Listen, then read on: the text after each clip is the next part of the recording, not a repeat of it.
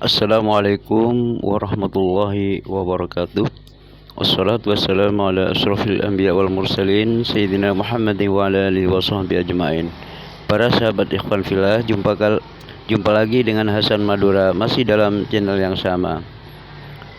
Dukung terus channel ini, mudah-mudahan bagi Anda yang mendukung dan kita semua yang mendukung channel ini diberikan rahmat oleh Allah, diberikan hidayah oleh Allah, dan juga dijadikan orang yang sukses di dunia dan akhirat, dimudahkan segala urusannya dan dilancarkan rezekinya. Amin amin Allahumma amin.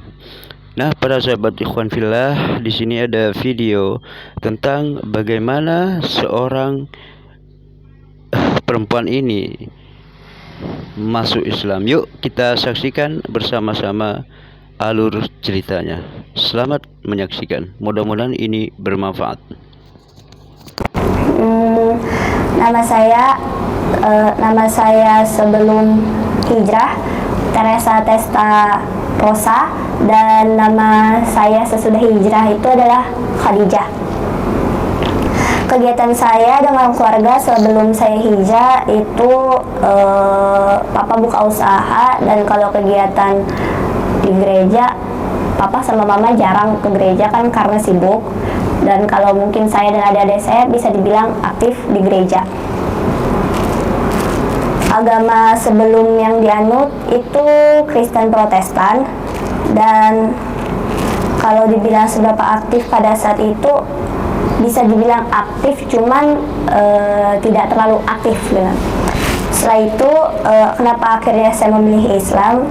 Karena menurut saya Islam itu lebih ke bagaimana cara kita berpikir luas. Habis itu Islam itu mengajarkan tentang konsisten dan tentang kenyataan, bukan tentang hal-hal yang tidak bisa dijelaskan pakai logika.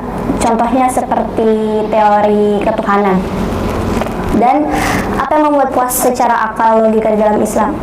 Bagi saya, puasnya saya dalam Islam secara logika, pertama saya bisa menutup diri, saya bisa menjaga diri saya sendiri. Yang kedua, jika ditanya tentang ketuhanan, tentang hukum ini, hukum tentang apapun, saya tahu, apalagi terutama tentang konsep ketuhanan. Karena kan kalau dulu ditanya, kok Tuhan kamu begini, saya nggak bisa jawab kenapa bisa begitu, kenapa bisa begini. Sedangkan kalau di Islam itu benar-benar fix, benar-benar ya Allah itu cuma satu, Tuhan itu cuma satu, bukan ada anaknya lah, bukan ada bapaknya, atau bukan, ya tidak beranak sama sekali.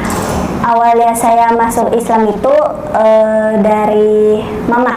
Kan mama dulu, kita punya tetangga Islam, cuman lebih kebanyakan kompleknya itu non-Islam. Terus di tetangga saya ini, teman dekat mama, ya karena Islam, ya mereka keluarga Islam, jadi mereka tuh nggak berantem, nggak panas hawanya. Terus juga anak-anaknya juga pakai baju tertutup, sedangkan saat itu saya, adik-adik saya seperti gitu, tidak memakai celana pendek, pakai pakaian terbuka.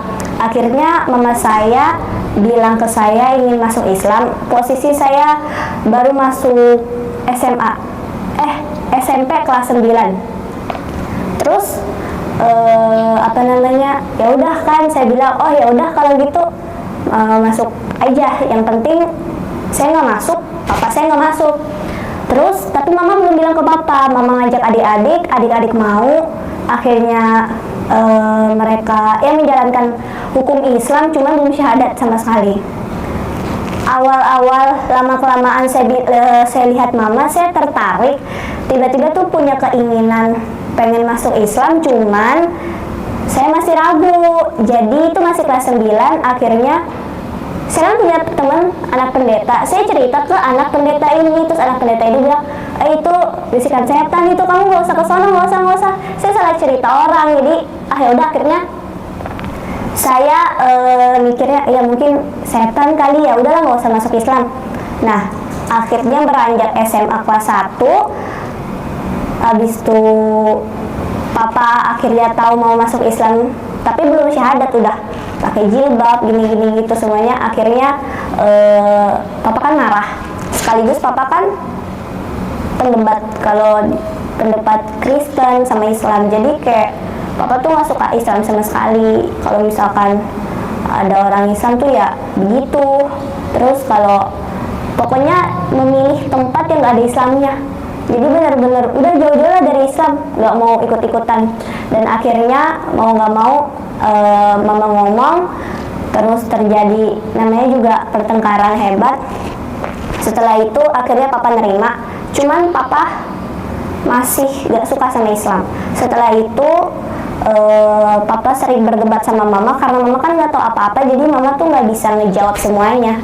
Akhirnya papa minta mama buat dicariin kiai yang bisa atau ustadz yang bisa menjawab pertanyaan dia. Jadi kalau misalkan kiai itu bisa menjawab pertanyaan papa dan masih bisa diterima pakai akal, papa bilang papa masuk Islam. Akhirnya mama cariin kiai, ustadz, udah dicari berkali-kali ketemu, cuman papa itu nggak merasa jawabannya itu nggak ngena di hati, nggak masih masa sih gini. Akhirnya papa kan dulu suka ada orang nyuci AC, jadi nggak ada yang tahu kalau dia itu ustadz, punya kobong gitu. Abis itu udah gitu akhirnya mama minta bantu ustadz itu buat ngomong ke papa. Akhirnya papa habis tutup toko jam 10, papa langsung pergi ketemu ustadz itu, terus ngobrol sampai jam 3 pagi. Itu posisi saya masih belum masuk Islam. Tiba-tiba papa datang ke rumah udah pakai sarung, udah pakai peci, dan ternyata udah syahadat duluan. Habis itu udah gitu saya lagi tidur dibangunin, Tessa bangun, papa udah syahadat. Ya saya itu hah, syahadat? Oh ya udah, saya tidur lagi. Nggak apa itu syahadat, nggak tahu syahadat itu apa. Udah gitu setelah itu papa udah mulai, oh Islam begini, oh Islam begitu. Tapi saya tuh masih ke gereja, masih ke itu, masih ke ini. Terus udah gitu tiba-tiba orang ustadz itu tuh, saya masih nggak tahu kalau orang itu tuh ustadz yang suka nyuci AC di rumah.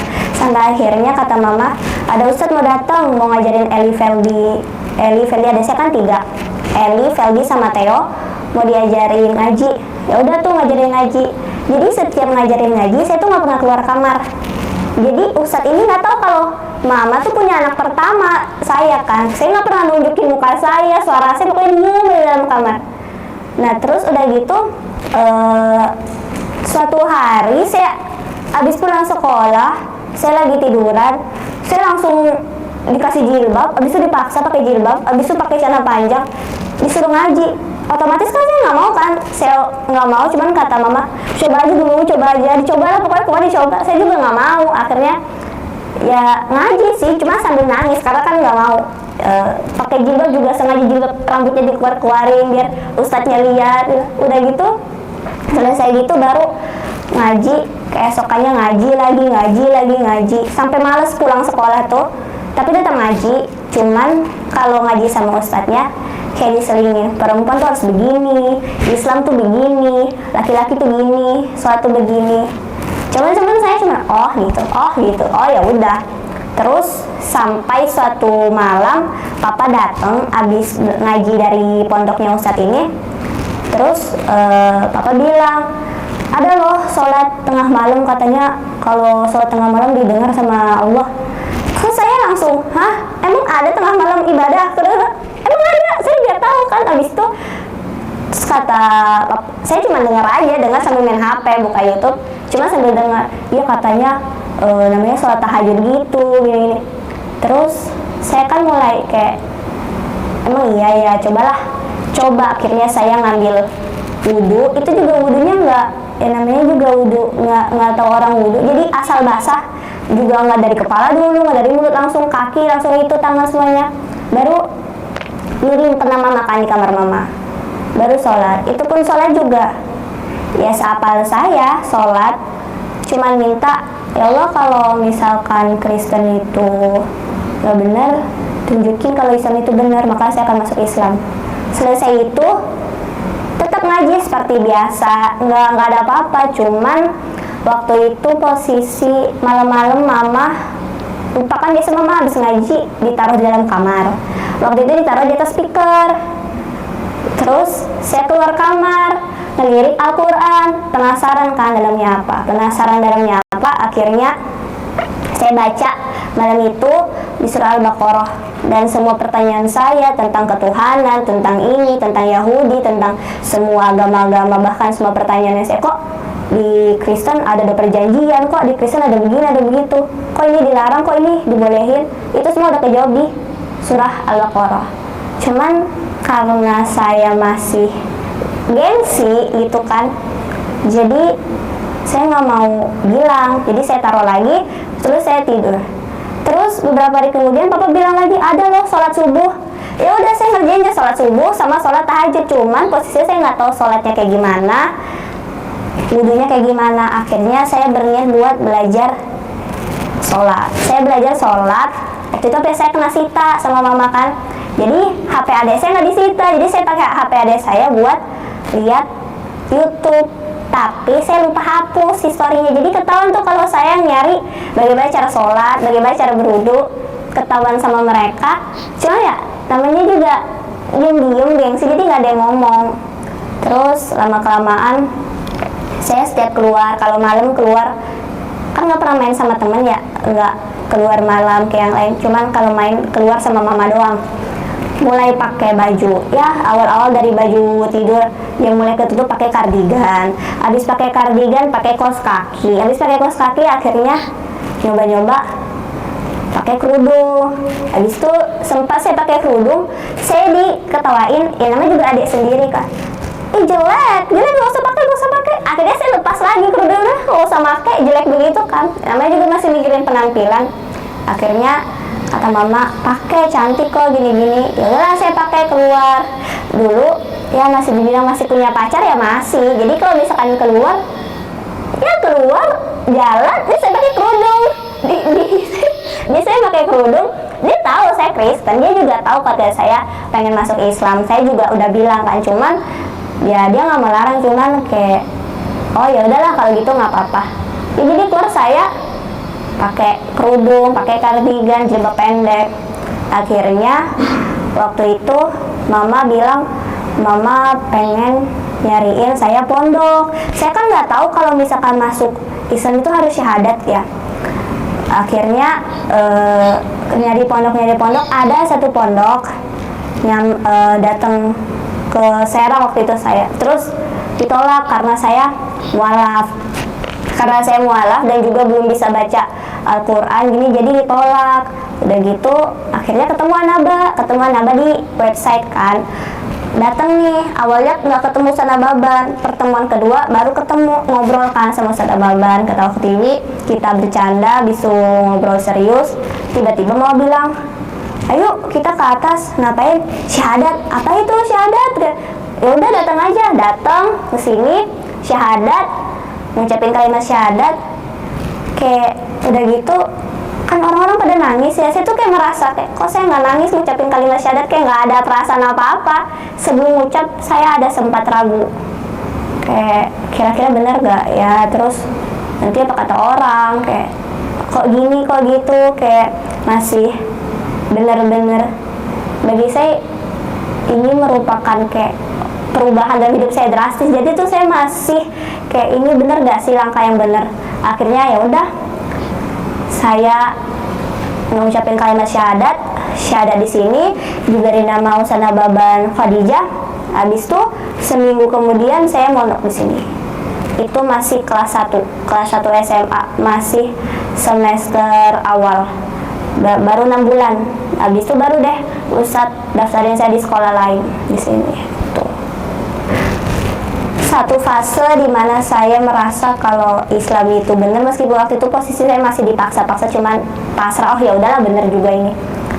Ketika Ustadz saya bilang perempuan itu permata, bukan sebagai budak. Habis itu Islam itu bukan teroris. Yang teroris itu orang Islam, cuman dia tidak menyukai Islam, sama seperti orang Kristen tapi dia tidak menyukai Kristen. Jadi jangan menyalahkan Islam itu orang teroris gini-gini. Mungkin kamu bertemu dengan orang-orang yang salah, orang yang mungkin perilakunya jelek, cuma bukan berarti agamanya jelek. Di saat itu saya mikir kayak, ya kan selama ini saya lihat cuma yang ada di TV kayak bom lah, itulah, terus pada bercadar lah kayak gitu. Jadi kayak ya udah, sejak itu saya mulai berpikir, ya udah deh, kalau misalkan ustadz ini mau ngomong-ngomong soal Islam, saya terima aja. Yang penting tapi setiap dia ngomong, saya pasti cari tahu kayak dia ngomong begini emang benar. Terus carilah di surat kabar, oh ada nih yang begini, oh ada yang begitu. Jadi kayak dia yang diomongin benar, nggak ada yang bohong, nggak ada yang ngada-ngada, semuanya benar gitu. Dan apa yang diomongin, yang saya baca di Al-Quran juga benar. Jadi udah benar-benar fix, oh emang Islam itu gak bohong, emang semuanya benar. Sampai saya masuk Islam, doktrin-doktrin yang saya terima saat saya Kristen, ternyata itu semua dibahas di Al-Quran. Sebelum saya tahu bahwa, kan saya mikirnya doktrin itu kan doktrin zaman sekarang, nggak mungkin dong kitab bisa tahu kejadian. Kayak contohnya saya baca di Alkitab ya, cuman perjanjian-perjanjian dulu doang yang membahas tentang masa depan. Tapi kalau ada perjanjian baru mungkin udah, itu boleh lah, ini boleh, udah ditoleransi. Sedangkan bahkan untuk soal di Islam, untuk soal kayak menggugurkan bayi atau kita naik pesawat itu hukumnya apa, ini apa, itu semua udah jadi kayak ya udah, kita nggak perlu takut kayak masa depan kayak gimana, udah ada hukumnya semua. Jadi itu yang bikin saya kayak, oh ya udah, saya kalau pakai nerima Islam, hidup saya aja diteratur, itu doang. Kalau kebahagiaan selama saya masuk ke Islam itu pas Lebaran. Pas Lebaran, sholat bareng tetangga, bareng keluarga, kayak bener, oh rasanya sholat begini, sholat bareng tetangga, ya bagi-bagi duit, bagi-bagi duit, habis itu udah gitu. Kalau di keluarga ya sholat. Kalau sholat kan kadang jarang jamaah, karena kan punya kesibukan masing-masing. Kadang saya juga di sini kan, jadi jarang di rumah. Jadi kalau sholat bareng keluarga tuh jarang. Kecuali kalau di rumah, itu pun kalau di rumah saya sendiri. Adik-adik saya di rumah pada main. Jadi kalau mama papa di toko, itu saya sholat sendiri sama adik saya yang paling kecil, umur 6 tahun. Kalau bahagia juga pas lagi, selain lagi Lebaran, lagi Maulid, terus ya lagi ngobrol-ngobrol, tahu gak tadi papa belajar ini, tadi mama belajar ini, itu doang gitu. Kalau dibilang ribet, ya ribet, 5 kali sehari, lebih dari kayak makan vitamin sama makan obat. Kalau dulu kan saya seminggu sekali ya. Kalau mau megang, kalau dulu kan megang kitab juga nggak usah ngambil wudhu, habis misalkan ada panggilan alam lah di kamar mandi, udah habis cuci tangan pegang, nggak perlu ambil wudhu lagi.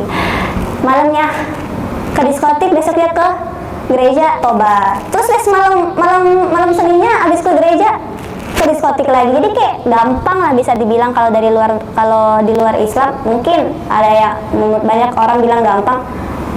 Kalau ibadah di luar Islam ya gampang, karena kayak cuma nampakin fisik doang. Tapi kalau di Islam saya bilang susah. Kenapa di Islam susah? Karena di Islam itu yang dilihat bukan pakaiannya, niatnya, hatinya. Kayak cuma kan saya juga manusia biasa, kadang kalau lagi sholat juga pikirannya kemana-mana. Kadang lagi sholat, sambil sholat sih sholat, Allahu Akbar, tapi di hati kan ngedumel sama anak santri, sama teman sekolah, sama mama atau gimana. Jadi susahnya di situ. Kalau ribetnya, paling ribet tuh sholat subuh, itu doang paling susah ya. Ketika orang semua lagi tidur, lagi bermimpi, kita harus nyetel alarm, bangun subuh. Cuman kalau dibilang awalnya susah ngejalanin awalnya, karena kan udah kebiasa dari ibadah seminggu sekali jadi 5 kali sehari. Tapi lama kelamaan bakal jadi bakal kayak ngerasa gimana ya, kalau bahasa gue, gila gue tadi kagak sholat subuh, sumpah kagak sholat subuh tadi, kayak merasa kenapa gitu gak sholat subuh. Kalau sholat-sholat yang lain mungkin banyak orang merasa sholat lain gampang lah, sholat zuhur. Cuman yang paling susah tuh sholat subuh, kuncinya di sholat subuh. Karena saya juga santri, saya juga sering bolong sholat subuh. Pas pasti bangunnya ya azannya jam 4, bangunnya jam setengah 6. Nah jadi ya gitu agak susah. Cuman kalau dibilang orang nggak mau sholat di Islam karena ribet, saya menangkal itu. Karena ya gimana ya, karena kalau kalian nggak sholat, kalian merasa hidup kalian bahagia, itu tuh omong kosong. Oke, bahagia cuman kayak bahagia, gila gue hari ini ketawa terus, gila kemarin gue jalan-jalan, ini cuma sekedar jalan-jalan, cuman bakal ada fase dimana kalian tuh kalau lagi sendiri abis jalan sama teman kan tuh merasa sepi, kosong, merasa nggak ada kerjaan, padahal tuh kerjaan tuh banyak banget. Itu kalau misalkan orang yang bilang ibadah sholat tuh susah. Justru kalau kita amin, kalau sholatnya full, gak ada yang bolong, itu nggak usah jauh-jauh. Hari ini isi dompet sisa goceng, pasti besok bakal ada orang yang ngasih 100.000, besoknya ngasih 200.000, ada aja. Jadi nggak usah ngerasa kayak ih gue malas banget sholat, cuma sekali lihat dompet, sumpah dompet gue sisa segini. Ya ngapain kalian harus capek-capek kayak ngedumel dompet? Selagi kalian kerja atau ikhtiar, kalian juga sholat, nanti datang juga sendiri duit, datang juga sendiri makanan. Jadi kalau misalkan banyak orang yang bilang Islam itu ribet sholatnya, iya ribet. Cuman kalau ada orang yang bilang saya nggak mau sholat karena sholatnya ribet, itu saya tangkal. Kalau cuma dibilang Islamnya, sholat Islam ribet ya harus ini dulu. Saya juga merasakan ribetnya, iya ribet. Tapi kalau cuma gara-gara ribet dia nggak mau sholat, salahnya di situ. Kan banyak orang bilang Tuhan kok nggak ada. Banyak orang Islam juga bilang Tuhan kok patung, Tuhan kok pakai baju, kan begitu. Tuhan kok bisa, kalau sekarang kalau bisa dilihat di TikTok, banyak TikTok, pos-posan TikTok yang berwujud seperti, saya bilang saya sebut seperti dulu ya, apa yang saya sebut Yesus. Banyak TikTok yang memiliki pos-posan Yesus sedang joget, Yesus sedang menari, gara-gara ada orang lumpuh. Habis itu orang lumpuh, saya sempat lihat ada orang lumpuh, terus orang ini berpakaian seperti Yesus, dia dorong orang lumpuh ini ke dalam seperti kolam itu, dia dorong. Habis itu pas orang lumpuh itu naik, kakinya udah nongol, terus Yesus juga joget. Memang kalau misalkan itu orang Islam yang buat, saya menangkal nggak boleh gitu kan, karena kita bisa bilang ya toleransi lah. Cuman kalau soal konsep ketuhanan, Allah itu kan punya banyak sifat, dan salah satu sifatnya itu adalah dia adil. Jadi kalau misalkan dia terlihat, apa kabar dengan orang yang buta dari lahir? Kalau misalkan Allah bisa menciptakan, iyalah saya sekarang nih saya sempurna, besok amit-amit lah, nauzubillah, Allah juga bisa bikin saya buta besok. Nggak usah bahkan besok 2 jam kemudian.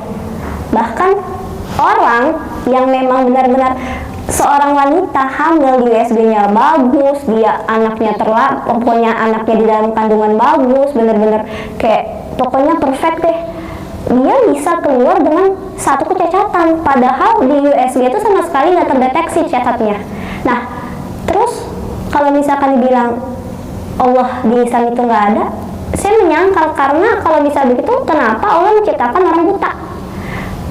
Terus ada yang bilang Allah menciptakan orang buta ya, meskipun biar kalaupun Allah itu ada dan orang buta itu nggak bisa melihat, dia pasti bisa untuk menguji keimanannya, kesetiaannya terhadap iman. Saya bilang salah, karena di Islam itu Allah itu punya banyak sifat, dan kalau misalkan dia menciptakan orang buta, orang buta dan dia bisa dilihat, berarti dia nggak adil.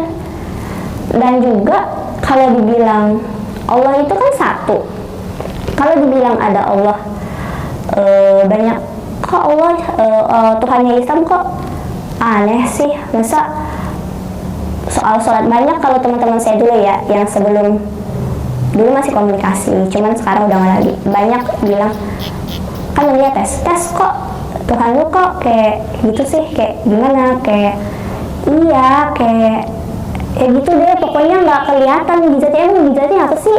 Kalau Yesus kan bisa itin orang mati, habis itu bisa sembuhin orang sakit lagi pun kalau misalkan mereka baca, mereka tahu ya, Nabi Isa bisa menyembuhkan orang sakit, itu semuanya karunia juga dari Allah. Nggak mungkin dong tiba-tiba dia lahir terus tiba-tiba ada aku bisa menyembuhkan ini, aku bisa menyembuhkan itu. Kalau gitu saya juga mau, saya juga bisa jadi Tuhan kalau begitu. Masalahnya kan beda.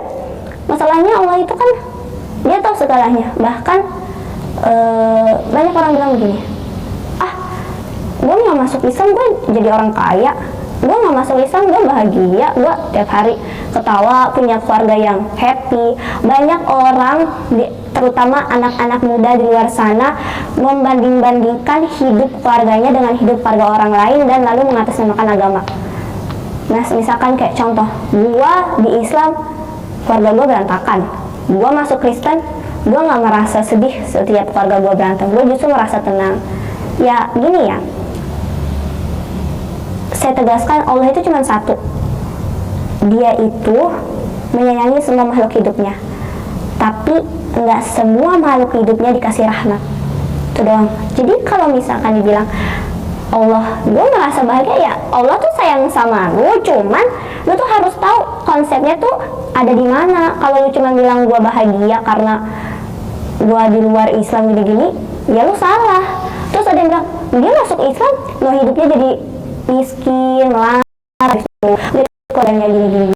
Nggak ada yang tahu, kalaupun dia ngejalanin kayak gitu, dia ngerasa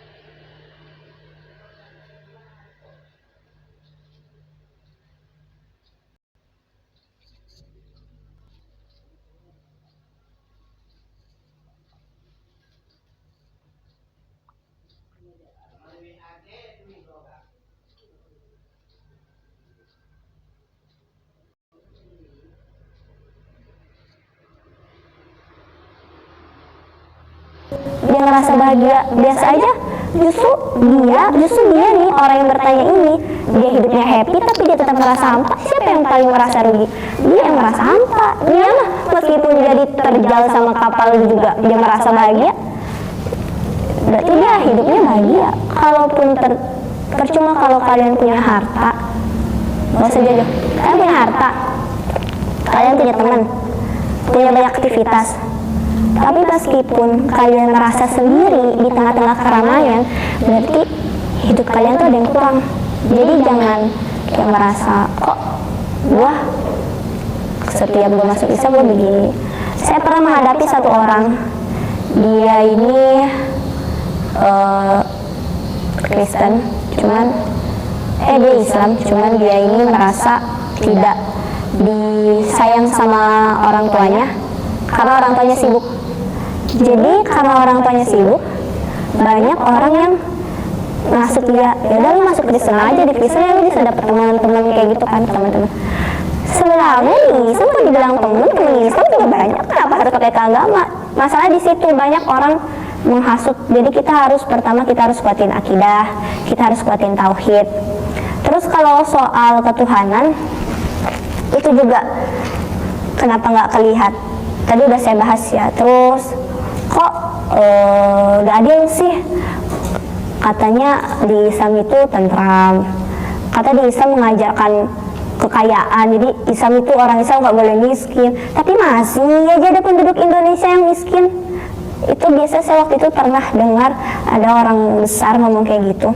Kadang berpikir begini, kita kan punya pilihan, takdir baik, takdir buruk, nasib baik, nasib buruk. Ya tergantung kita tuh pengen jadi yang baik atau yang buruk. Kalau kayak kita kerja, kita usaha, kita nggak nyerah, Allah tuh bagaimanapun sedikit apapun kita kerja pasti dikasih. Kecuali kita tidur baring-baringan HP terus tiba-tiba ngeluh, pengen duit, pengen makan gitu, atau bagaimana, ketawa juga malaikat kalau malaikat dengar. Jadi kayak jangan bilang bisa mah katanya mengajarkan kekayaan tapi kok dia malah banyak orang sih miskin. Itu tergantung orangnya, kayak orangnya pengen kerja keras atau enggak. Kalau kamu ngomong begitu terus orangnya pemalas, percuma kamu ngomong kayak gitu. Kalau dasarnya pemalas mah pemalas aja. Enggak, jangan mengatasnamakan agama. Kalau emang dasarnya rajin, mau dia kayak gimana pun juga dia pasti rajin. Nah begitulah video tadi. Mudah-mudahan video ini menjadi inspirasi bagi kita bahwa Islam adalah agama yang benar. Terima kasih atas dukungan Anda telah menonton video ini. Mudah-mudahan kita semua diberikan hidayah, diberikan rahmat oleh Allah Subhanahu wa taala sehingga kita menjadi orang yang sukses di dunia dan akhirat. Amin amin Allahumma amin. Terima kasih. Wassalamualaikum warahmatullahi wabarakatuh.